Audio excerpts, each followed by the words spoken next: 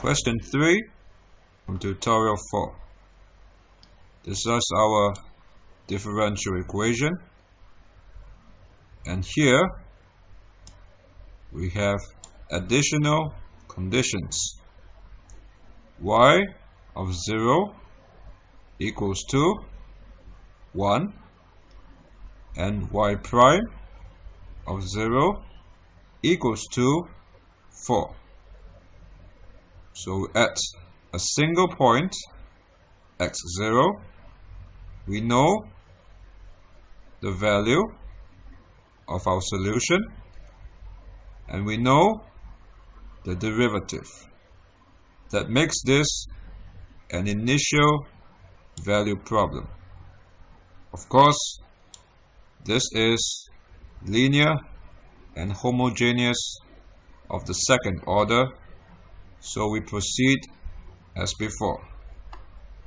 We find the characteristic equation and solve for the roots.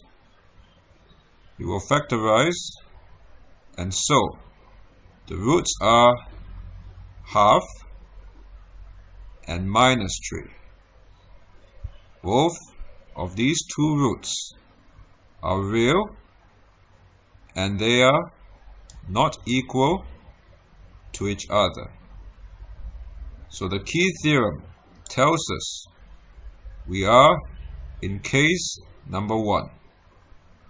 This is the general solution, and in the powers of the exponentials we place the corresponding roots, half and minus 3. C1 and C2 are real and arbitrary constants. Now, we need to find a way to make use of this information. Y0 equals to 1. But then, we already have the general solution. So the problem is now about finding what the values of C1 and C2 should be if we know that these two conditions are true. So for the first condition, we make a substitution. Y0 equals to 1. Y equals to 1. X equals to 0. E to the 0 is 1. So both exponentials become 1. And the equation simplifies to give us 1 equals to C1 plus C2. It is over here. Now the next part tells us we must consider the derivative y prime or dy dx. So to do that, we must differentiate our given general solution with respect to x. If we do so correctly, we shall get this equation. Dy dx equals to C1 times the derivative for this exponential. To do that, the exponential stays the same.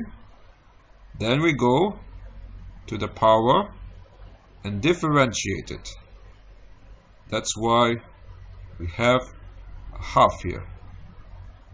Similarly, for the other term, the exponential stays the same. We differentiate the power. That's why we have minus 3. Then we substitute.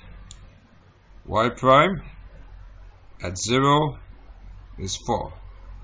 So 4 equals to half times C1, this is 1, minus 3 C2.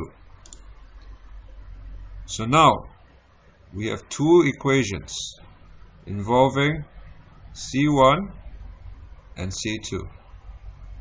We solve these equations simultaneously, and it tells us C1 equals to 2 and C2 equals to minus 1. Therefore, the solution, not general solution, but the solution to our initial value problem is given by having C1 and C2 as these two numbers. We substitute them in and we get this solution where C1 is 2, C2 is minus 1. This is the solution to our given initial value problem, and we have solved question 3.